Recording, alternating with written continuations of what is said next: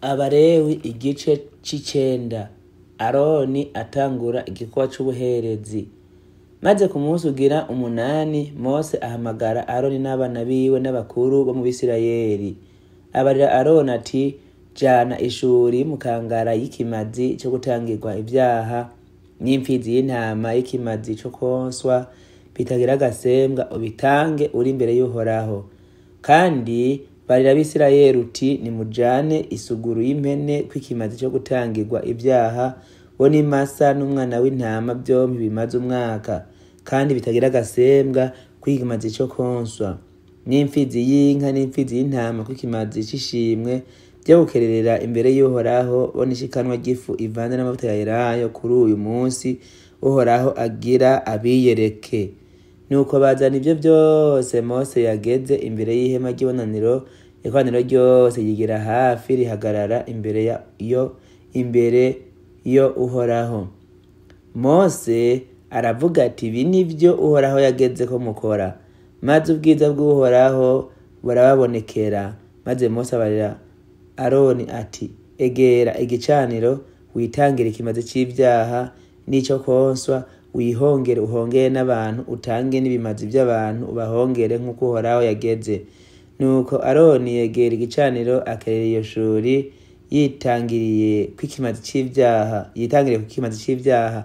Abana biwe bamuhereza amaraso, ayajebekamwo urutoke, ayasiga ku mahembe y'igicaniro, ayandi ayavyagiza hasi hambavu y'igicaniro.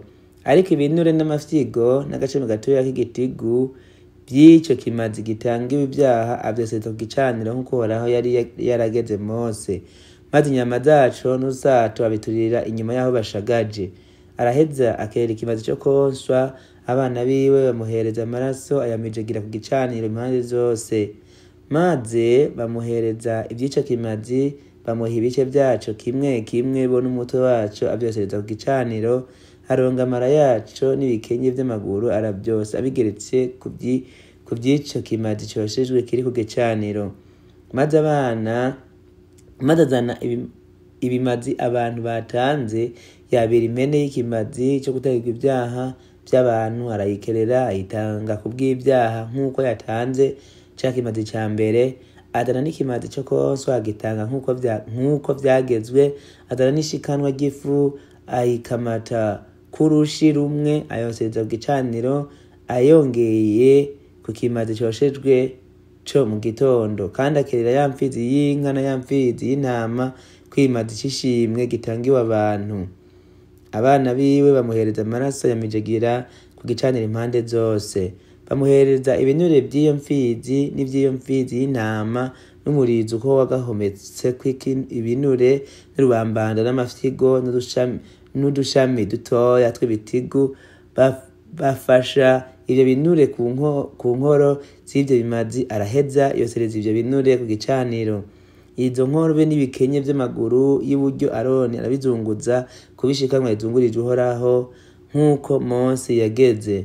Maze Aroni aterura amaboko atumbereye abantu, arabahezagira, araheza aruruka ava aho yatangiye ca kimazi catangiwe ibyaha na ca kimazi coshejwe na ca kimazi c'ishimwe.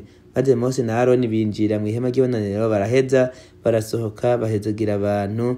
Maze ubwiza bw'Uhoraho bubonekera abantu bose. Umuriro uvuye imbere y'Uhoraho uraheza uraza utongorera kuri ca kimazi coshejwe bona vya binure. Abo bantu bose babibonye basesereza impundu, barunama bashika hasi.